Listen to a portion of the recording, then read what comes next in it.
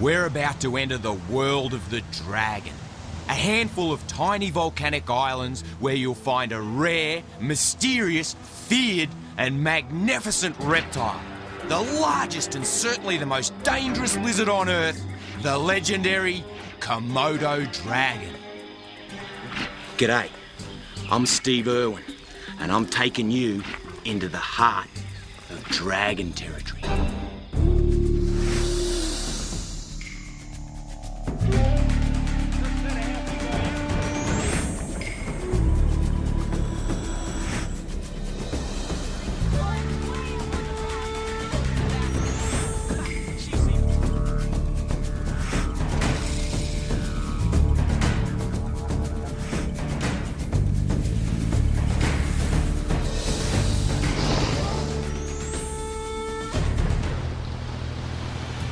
We're traveling on an island trading boat through a remote part of the Indonesian archipelago to the last surviving stronghold of the world's biggest lizard.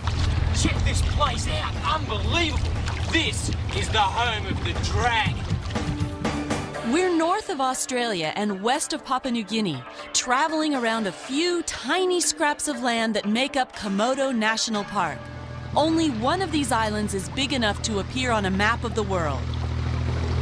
Indonesia lies on an explosive mix of tectonic plates. We're surrounded by volcanoes, more than any other country in the world. And this is one of the most active regions in all of Indonesia. There's no foreseeable threat of an eruption, but behind the breathtaking beauty is the constant eerie threat.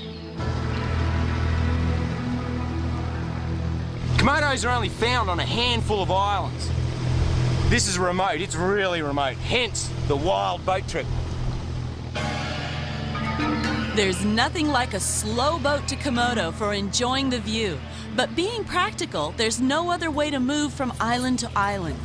As we approach the shore, we wonder how long it will be before we catch our first sight of these legendary animals. And right from the start, they don't disappoint us.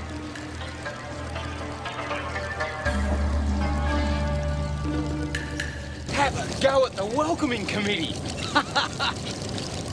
Check this out. Woo. Welcome to the islands. When you visit the dragons, known locally as auras, you'll always be under the watchful eyes of wildlife rangers. Steve is very experienced with crocodiles, snakes, lizards, all reptiles, so he's allowed some freedom. Woo! Komodo Dragon welcoming party. Holy smokes, this is gonna be an adventure. Excuse me. As I try to weave my way past the welcoming committee, I spot a couple of huge dragons feeding in the mangroves. And I didn't know it, the dragons frenzy feed. They see me, which triggers a food response, and they rush straight at me, trying to get my calf muscles and my thighs. If they connect, they're gonna make me bleed, and then it's all over bar the shouting. They just keep coming straight at me. No. Hideously dangerous. One bite and I'm a god. Back off, get out. Holy smokes, that was too close. Hey, yeah.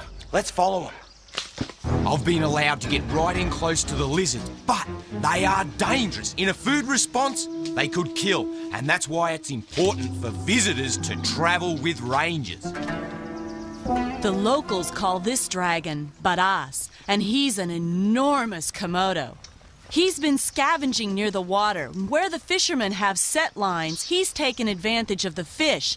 But unfortunately, he's gotten the hook right down his throat, and now Steve's got to help him out, or it could cost the lizard his life. And it isn't that easy. I've got to try and get out in front of the lizard and pull the fishing line so as the hook and all pops straight out of his mouth.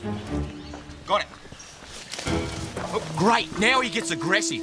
Oh no, his aggression's turned to a food response. He's on me, he's going to try and bite my calf muscle. He's on, he's wired, he's going to grab me. I've got to run for cover. Woo, straight up a tree, look at this. He's going to take my calf muscle straight out. And if he locks down, I'll bleed out and die. The tree's my only chance. In such short distance, he'd outrun me and grab me easily. Unbelievable. He's just clicked. This is a great demonstration of how dangerous they are. How's this? Check this out. Look at that. That's one tooth. One tooth straight through my leather boots, straight through the Gore-Tex, into the sock. Look at that. He's sitting there, eh? He's like in sensory overload. Holy smokes. Whoo! Danger, danger, danger. Unbelievable. I'm just going to ease myself out of this tree.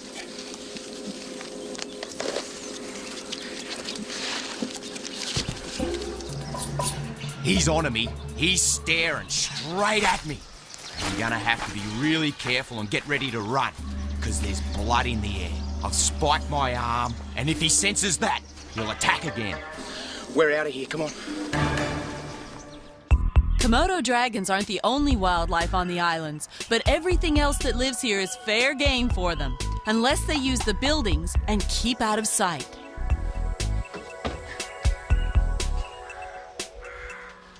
Look at this. Little tokay gecko.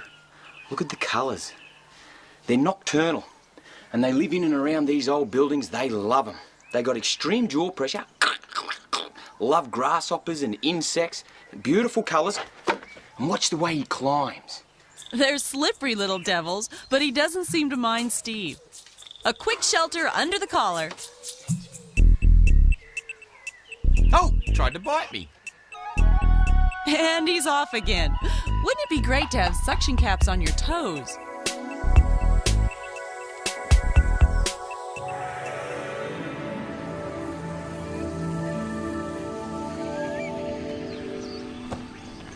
Sunrise in the islands is always a classic time. All of the nocturnal animals, the deer and the buffalo, they start to seek refuge.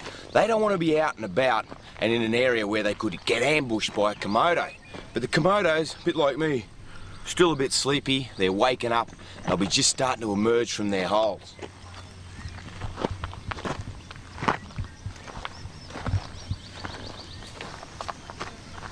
So are the humans. All the boys on the boat, they're starting to get up, starting to emerge from their holes in the boat. Selamat pagi! Selamat pagi!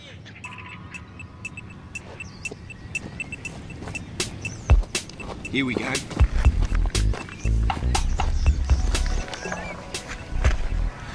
Dragon poo. Now, like all goannas, or most large goannas, large monitors, their poo is very significant. Not only is it significant to me, the researcher, but it's also significant to other dragons. This poo will tell another dragon exactly what's going on. Perfect. Absolutely perfect. That's another dragon's claw, and I can tell by this, well, the dragon that this big one ate was probably around about 4 feet, 3.5 to 4 feet, and I can tell that by the size of this claw.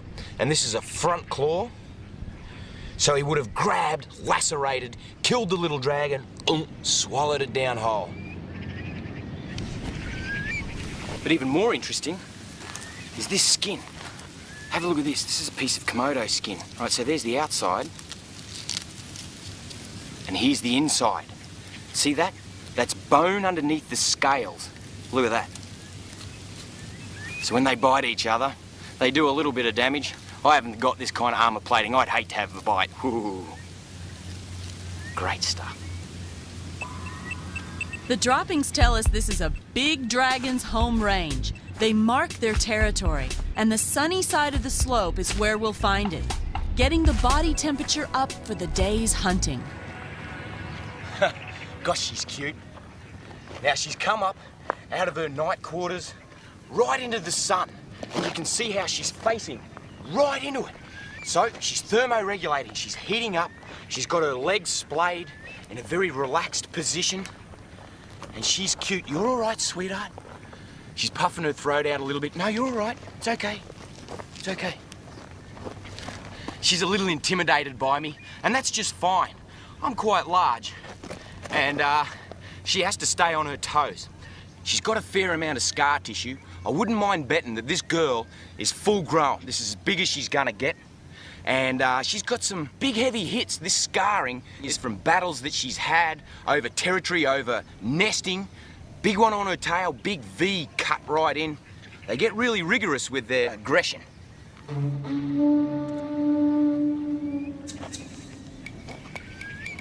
Steve spots another one, big male this time, and these lizards are extremely intelligent, one of the smartest reptiles on the planet. Have a look at the size of this. He's a beauty. There's a good boy. He's got some really heavy-duty scars on his back from territorial disputes with other Komodos. They bite each other on the tail and the back. Have a look at those feet. Bigger than my hands. What a reptile! Yes, this is one of the ruling reptiles. You can see why they're immense. Absolutely immense. I just take my time, nice and steady. Nice and steady. I tell you what, this is really intimidating. I'm just watching his back feet. At the moment, he's quite relaxed. Komodos, like all goannas, they're ambush predators. And within their own body length, they're faster than I could ever move. He'd have teeth like a tiger shark. The Komodo dragons are from the same family as the Australian goannas and other monitor lizards, or varanids. Don't let that lumbering dinosaur walk fool you. These guys can switch on a real sprint and hit almost 12 miles an hour when they hunt their prey. Komodos can be creatures of habit. Regular pathways become well-worn tracks, and that flicking tongue is tasting the air for any sign that potential prey has passed by recently.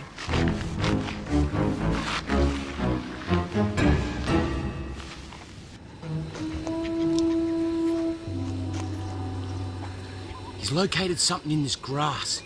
This early morning dew holds the smell very well.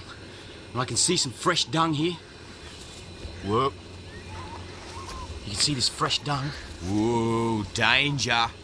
His tail's curled. He's ready to whip me. Hey, mate. Got the look. This is a body posture, which means back off, or I'll belt you with this tail. Right, so a brief pause in the shade. Keep his body temperature regulated, and away he goes again. He's on the hunt. He's moving his head side to side, tasting the air to locate the direction of any food, and he's keeping a very careful eye on Steve. Dealing with these big lizards is something I've wanted to do all my life, and here I am, right amongst them. But I'm being very careful. No mistakes. Because at 9 feet, he'd have the capacity to bring me down. If you can imagine, these guys kill and consume buffalo, deer, wild pigs. But luckily, we're not on the food list. We're not on the menu. Ooh, he just hissed at me. The hiss is a warning, and that mouth is full of curved, serrated teeth, designed like razor blades for grasping and cutting. Their bite is similar to a shark, capable of slicing through tough hide. I'm in no danger. He's relaxed. What a head! Like a dinosaur. Those ears, slits behind the head, very good sense of hearing. And the eyes, really good at picking up any movement in the savannah. They've got big nostrils to suck in a lungful of air. And you can see that saliva, the drool that dribbles out of their mouth. It contains bacteria. Even when they bite an animal, if that saliva gets in, it will cause death. He's sensing the air with his forked tongue as he strides back into the bush. Steve follows him, but at a safe distance. The Komodo's body language is saying, "Stay away from me." There's that curled tail ready to snap out with incredible force. They use it for defending themselves or their territory. And there in the grass, Steve spots another reptile. Got him. Oh, he's gonna bite me. Don't bite him. This is a tree snake. And I have to be really gentle because he is so slender. And he's gonna bite, no doubt about it. Have a look at that. For one of the most beautiful snakes that you've ever seen. This is what I call the golden tree snake. And they are fast, really fast. They are so fast that I'm running through the savannah and can't catch up with them. Really quick. And they're predominantly lizard feeders. They cruise around, searching the savannah with that forked tongue. Licking, licking, tasting the air. He's tasting my breath right now. As soon as they locate a lizard, whew, whack, grab it, boom, swallow it down alive. They're non-venomous, but he wanted to bite me, which is his only form of defense. And smell that? Whew, that is the other form of defense.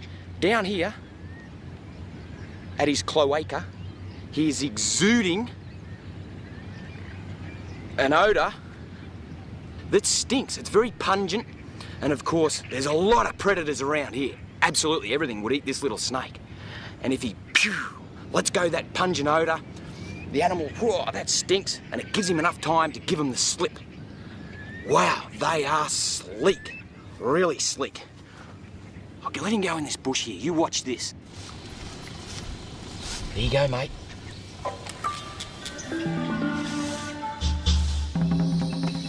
These creek beds provide an excellent shelter, nice cool retreat for the dragons and of course all species. And this is a wild place, really wild. Komodos are ambush predators. If they were up against these rocks, tucked in there, in ambush mode, you'd never know it. So I'm keeping my wits about me, just like the rest of the wildlife around here. There's a whole troop of monkeys going through the leaf litter, picking up the berries and the figs, getting a feed, prime dragon food.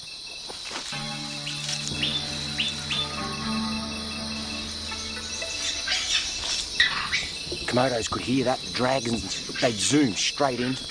And while they're having a bit of play, a bit of fight, wait for their moment, hit. The monkey troop is well organized. Those warning sounds are an escape plan and the dragon misses out. Steve's heard a dragon moving through the undergrowth near a stagnant water hole. And there he is, tasting the water with his tongue before lowering his head to slurp it down. They can go for long periods of time without water. But when water's available, they'll drink long and often, especially after dinner. He fills his mouth and slurps it down.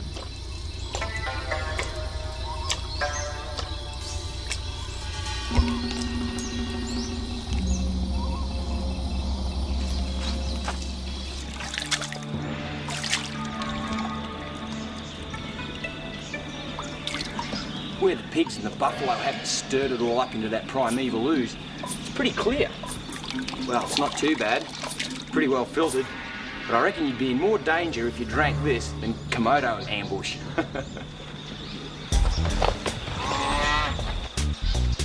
They're a big animal, aren't they? The Komodo dragons will sit in the water, wait for a buffalo, then strike! Hit it in the legs. They won't kill it outright, but the buffalo will slowly die from bacteria. And then they'll carcass feed. Up to 35 on one carcass. Oh, freeze. Have a look at this. This is a Russell's viper. Listen to him, he's a little bit grumpy. Oh, he's grumpy too, he's really grumpy.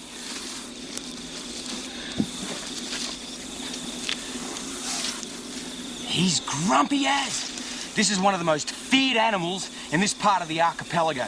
This is the Russell's viper. In Indonesia, they call him viper. And they're very well feared and for good reason. They're very fast, highly toxic venom. If you don't get the serum, you've got a good chance of dying. A snake this size would kill you. And he looks just like a rattlesnake. Very similar to a rattlesnake. Have a look at that head structure. Wild, arrow-looking head. The thing that is different, is that he hasn't got the pits at the front of his head like the rattlesnake that can detect heat. Their coloration is just like the leaf litter. They're basically nocturnal, but a bit cooler this morning. I gotta get him off the track. These animals have killed more people in Indonesia than any other species. And they're aggressive. Once I get him off the track, he strikes. Naughty little snake. It's good to get him off the track because they got a bad habit of getting squashed by big mammals like the buffalo and the deer. The Komodo, of course, they'd eat him down real quick. Here's a little guy who spends a lot of time avoiding dragons. Megapode bird. They build those magic nests. They're a pretty clever little bird.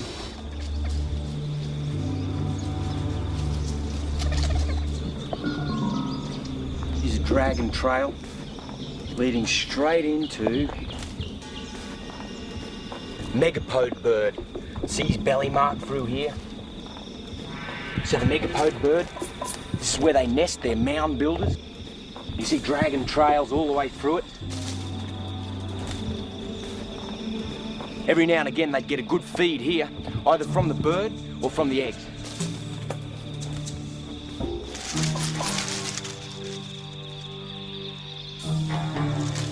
Have a look at the size of this monster. He's on a megapode bird nest, which means he's in feed mode. Let's just sneak up a bit. But I needed to give myself enough room that I can run. The discovery of a good food supply is often what triggers mating. Males and females encounter each other when groups of dragons are attracted to the food source. And after they've eaten their fill, they'll sometimes mate, usually in the dry season from January to October. How's this? This is a nest site. So this is where the females come. After they've been mated with, eggs develop in their belly, they start to get distended, and then they come up here. There's a patch in the gallery forest that allows complete sun to come down, and you can see all the tracks. It's just a whole maze of tracks. Just got to keep an eye out for big males that might be in ambush. And this is where they come. This is where they come to lay their eggs. They go right down into these holes where the soil is moist and the temperature is around about 30 degrees Celsius. They'll lay their eggs. We think they lay their eggs at night. I've found through all of my years of research that most goannas, most monitors, baronids, like the dragon, will deposit their eggs at night.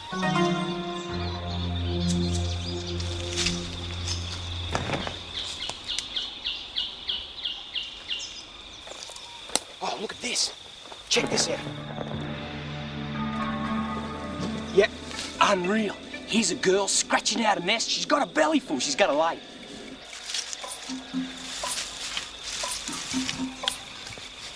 It's a hard job when you're a girl with a belly full of eggs. Normally the female dragons, or as a general rule, female goannas, aren't all that worried. Once they've got it in their head, we must lay. They dig, dig, dig. She's been digging in this hole for quite a while, and it's really nice, soft dirt. And when a female's going to lay her eggs, they get quite intent on what they're doing. She'll deposit her eggs at the end of her nest chamber, then pack dirt back over them. Her maternal instincts are strong. She's proud to be a mom. Dig, dig. Hey, kitty. I'm laying some eggs.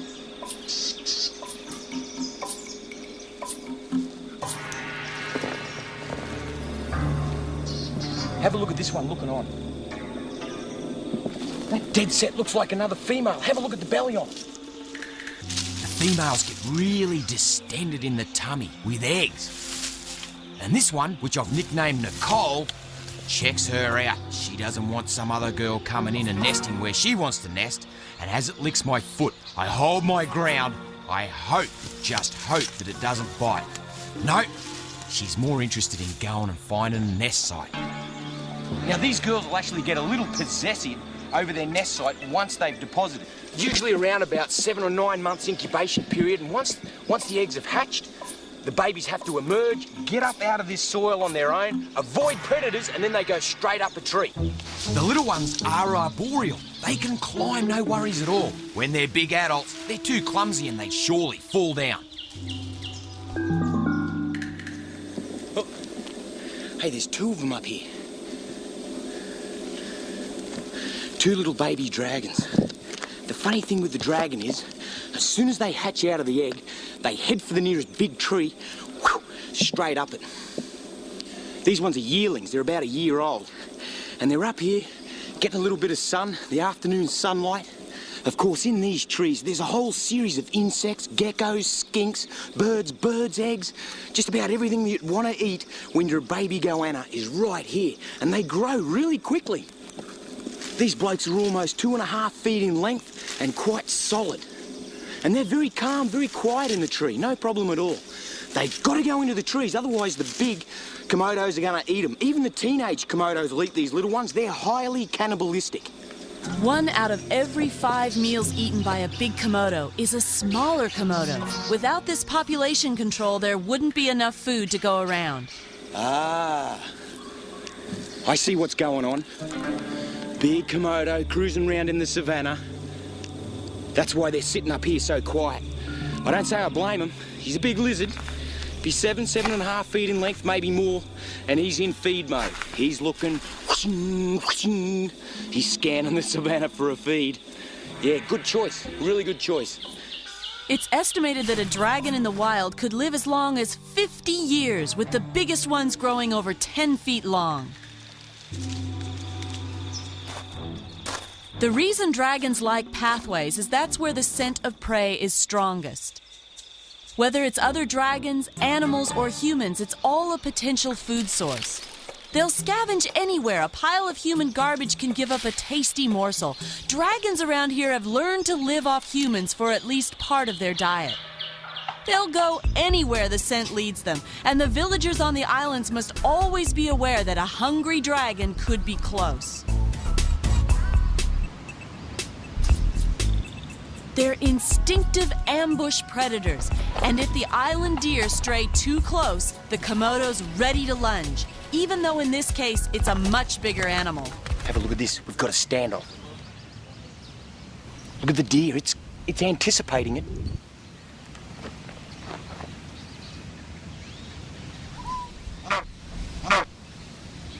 The Komodo's turning away.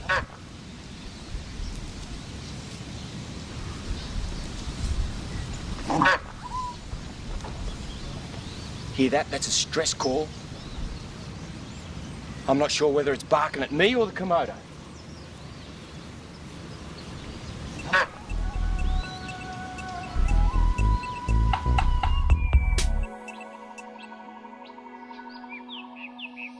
Sun's starting to go down. This is the perfect time of the day to see wildlife. It's starting to cool off. Now that the sun's down, let's see what the Komodos are up to after dark. These nice rocky outcrops. There's geckos and skinks running around everywhere. Holy smokes! Have a look at this. You're a big girl by the look of it. Sitting up there, nice and high up here, having a sleep. It's a really warm night. There's no need for her to go into a burrow. She's just going to sit out on top of this ledge.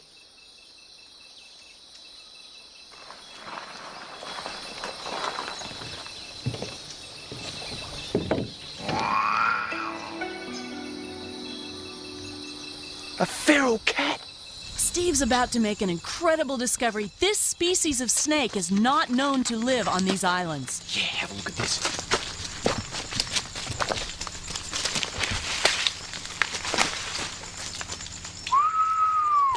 It's a Timor python. It is too. Wow. Check this out.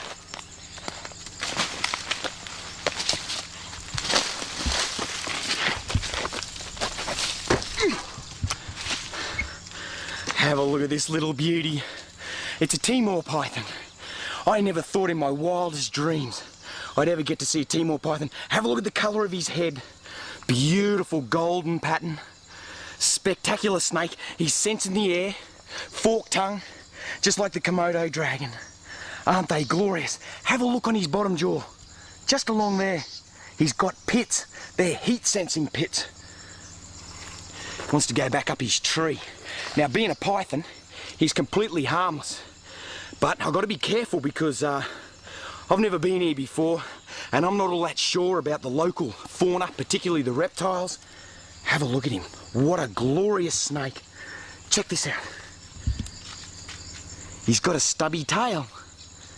At some stage, something's bitten, perhaps eaten his tail. Komodo dragon, more than likely, but they're nocturnal. They eat, sleep, and hunt at night. There you go, mate. Back in your tree. Up he goes. What an honour and a viable piece of scientific history. Wow.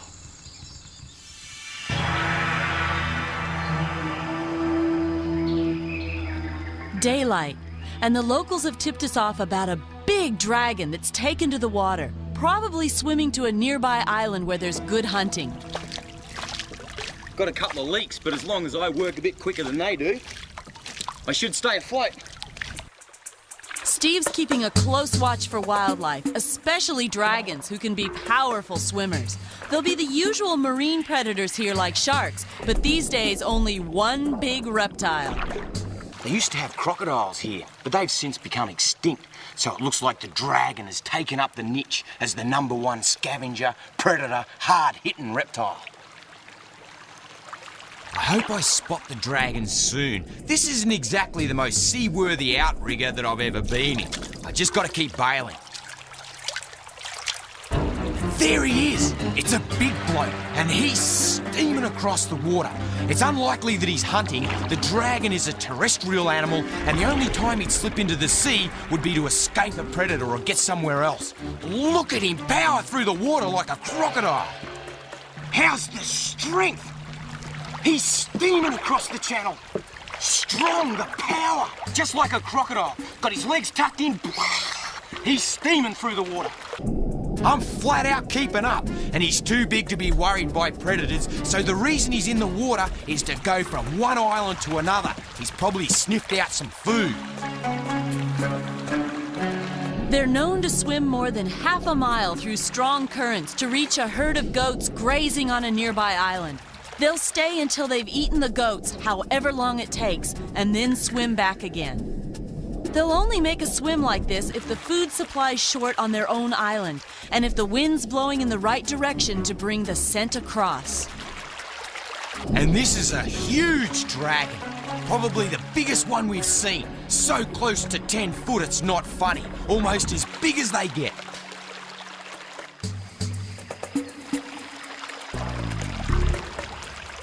On the downside, his movement's restricted, but that won't stop him sniffing out and striking anything edible.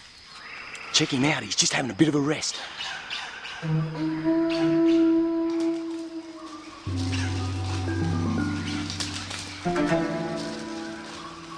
Here he goes.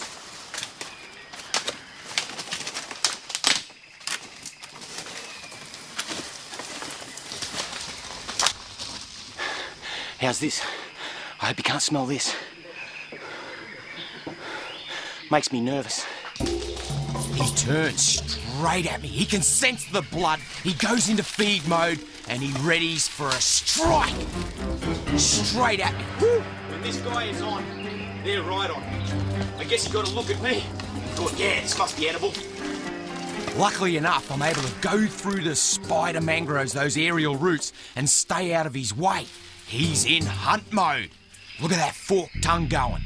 Talk about location, they can locate anything. And once they go into this mode, anything moves, bang, it's sensory overload. They hit it. A little bit of bark falls off the tree, whack, straight at it. Phenomenal, the keenest sense of sight. Phenomenally keen, real good eye for movement. Scanning, because I tell you what, see how nice and pink my toes are? He spots them and lines up for a strike. He has another go at me. Look at this. He wants me. I'm going higher. I just don't feel safe. Look at him. He's right at me. He's starting to lose interest and move off. It's starting to get safer. He's heading out of the mangroves and into the scrub. Time for me to move up, but I'm going to give myself a lot of distance. He's in food mode and I won't want to get too close because it's easy to see. that he is on. Look at the power in those legs. Talk about a living dinosaur strutting his stuff. They exude a sense of power and prehistory.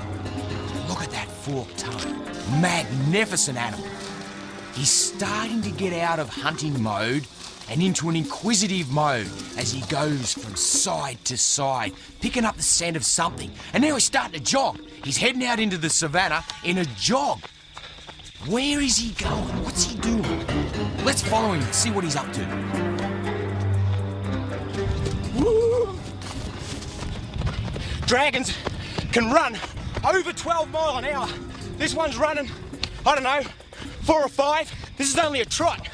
They go faster. Here he's picking up speed. I don't know where they're going. Woo! They're chasing something. Slowing down. This is a trot. Whoa! Slowing down. Here he goes. Into the shade.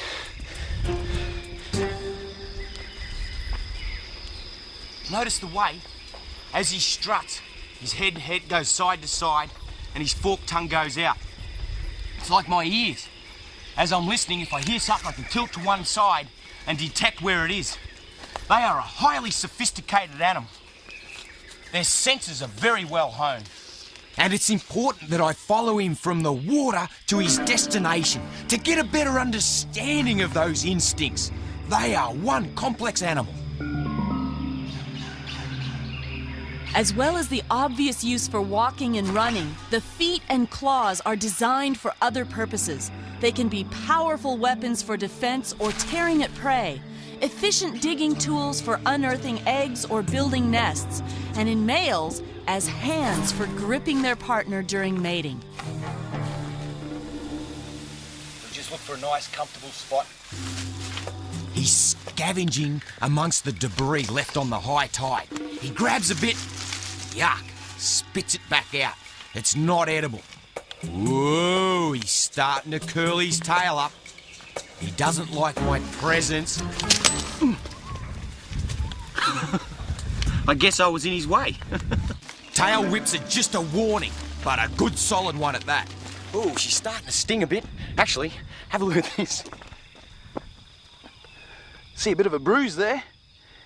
What happened was, kind of the tail hit me across there, and that was like whoosh, whoosh, the last part of the tail connecting. Hey, quick, get a good shot of it, because this is like the best souvenir I could ever get. What an impressive animal. You've just gotta love and respect them.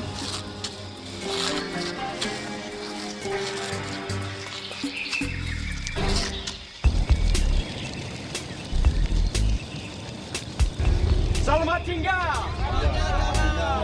Terima kasih banyak.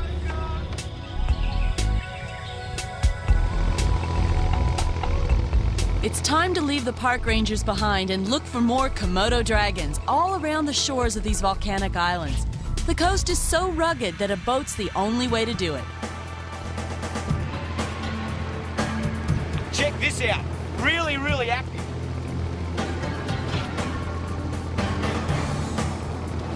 Commotion in the ocean. The continuous seismic activity of the Earth's crust in eastern Indonesia produces unexpected currents and disturbances in the ocean. And the volcanic origins of the islands has created a landscape of scenic grandeur and rare beauty. What a beautiful morning. We're in some pretty deep water, and I'm up here on deck with me mates. There's about 60 species of birds in the islands. This one's a heron hunting on the tidal flats. Even got an early morning fisherman.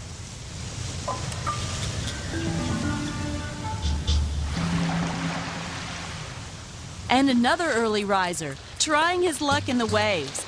The movement of fish stimulates the dragon, but the best he could hope for is something to scavenge on the tide line.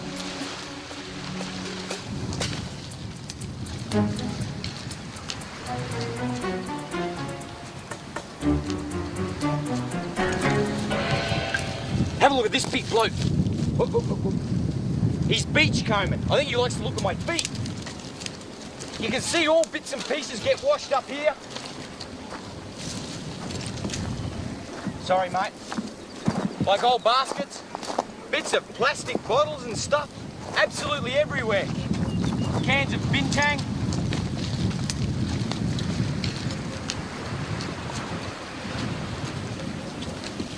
He's just forked tongue all through it. Woohoo! Scavenging along the beachfront is very common. Not only will they pick up any old carcasses and flotsam and jetsam, but they'll scan for any fresh signs of turtles, turtle eggs, any seabirds. Of course, birds always get washed up, and they're on the hunt, scavenging the whole time. Look at his forked tongue, working the ground.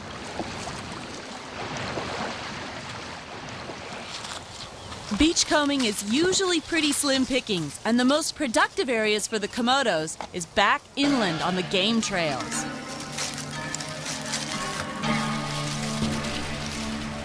Now here's something high on the list of preferred food: wild pig. But there are dangers for the reptiles too. Just about every big dragon carries the scars of past encounters with the sharp tusks of a wild boar. There's pigs all around us. They're very nervous, and the reason they're coming in here is for these. Tamarind. Here's one.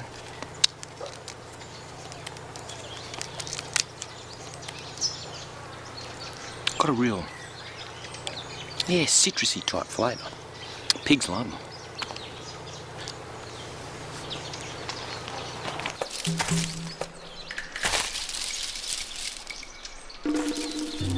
Even the biggest dragons are not invulnerable. Eventually, old age slows them down, and they often starve to death. This poor old lizard is really sick and really weak, barely able to move. He's like a living skeleton. This is nature's way. See you later, mate.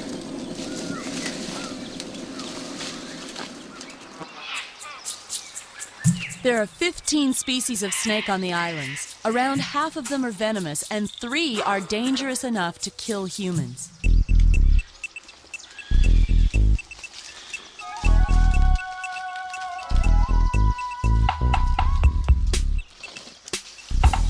What a little cutie. This is the green viper. Don't get lulled into a false sense of security with his colour. That is the brightest green. And have a look at his head. Beautiful little snake, but he's a viper. And they are highly venomous. Not as venomous as the other viper out here on the islands, the Russell's viper, but this bloke would actually... Naughty little snake. This bloke would actually contain enough venom to knock me over. No problem at all. Now they're really fast strikers. You can see that S position that he's in there. He's going to bite me. No biting. I should have picked a bigger stick. Whoa, whoa, whoa, whoa. Okay.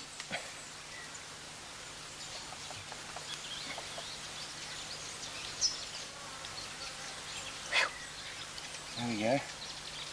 Have a look at that tail. See the end of his tail? See how it's orange? Now he'll actually use that, we call it caudal luring. He'll wiggle that like that, and that'll attract geckos, which is one of his main food sources, and as it comes to get his little wiggle, whack, he'll grab it, envenomate it, and then work it down, swallow it down. Hey, what are you doing? Oh! You're a grumpy little snake. Boy, he's grumpy. Oh! He thinks I'm gonna eat him. I'll leave him alone. Funny little viper. It doesn't take long to locate wildlife in the monsoonal vine forest. There are so many habitats for so many different species. Steve's like a kid in a candy store. If he's not up in the trees looking for wildlife, he's down on the ground. This is the gosong, the local name of the megapode bird. Have a look at the size of this mound. And there's Komodos all around.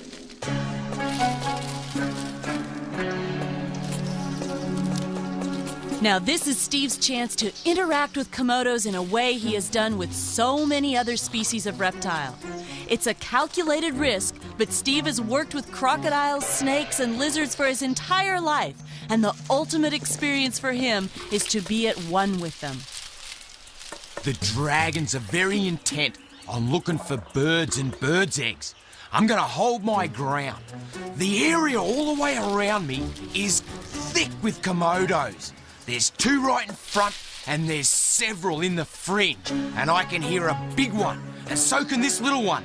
They're always ever present of the noise of bigger dragons around us. I've got to be really careful as these smaller dragons, for one slip up could be potentially dangerous. Steve's not afraid of them, and while they're cautious, they seem to accept his presence. And I'm going one-on-one. I've got to be careful not to move my fingers or something small enough that they think it's a food source. Oh, just like that. Luckily enough, it thought I was too big and backed off. There's Komodos all around me. Look at this bigger one behind me, just checking me out. I'm going to curl back up.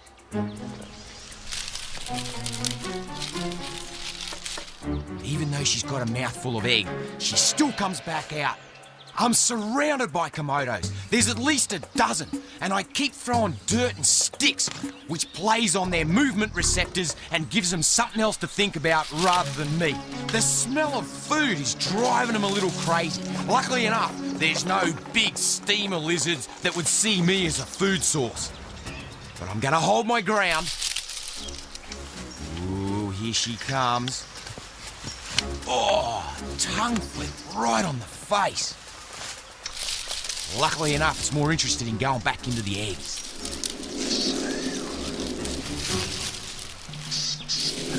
Licked on the face by a Komodo dragon. She had a feed, licked my face, she's on her way. With the smell of food, they're becoming more and more inquisitive. It's important that I hold my ground and don't lose my concentration, because they are really inquisitive. Notice how it pulled away when I moved my foot towards it. There's Komodos everywhere. Ooh, this one's a little bigger. I'm starting to get a bit nervy. Nope, I'm not edible.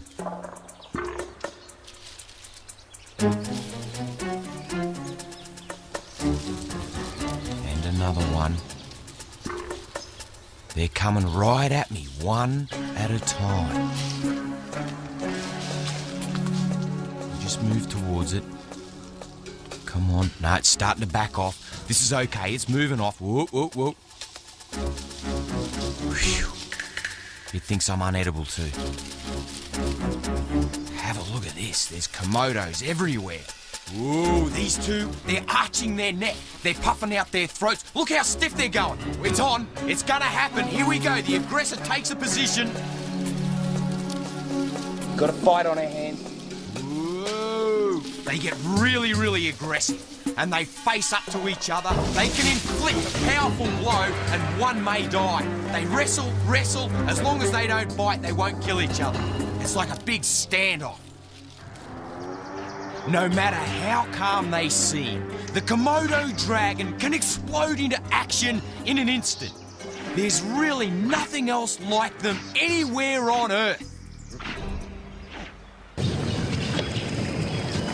Salamat tinggal. Well, what an epic, total epic Komodo Dragons. Woohoo!